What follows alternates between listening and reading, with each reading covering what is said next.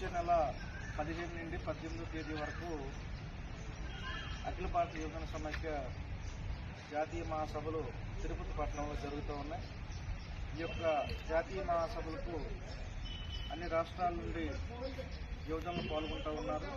ఈ యొక్క మహాసభల ప్రధాన ఉద్దేశం ఈ దేశంలో ఉన్న నిరుద్యోగం పోవాలని, వివిధ ప్రభుత్వ శాఖల్లో ఖాళీగా ఉన్నటువంటి పోస్టులను భర్తీ చేసి నిరుద్యోగ యువతకు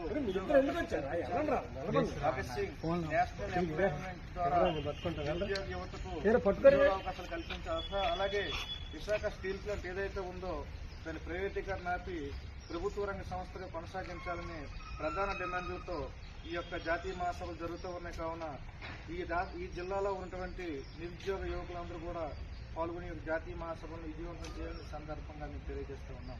నా పేరు కోటప్పన్న, అఖిల భారత యువజన సమైక్య జిల్లా కార్యదర్శి.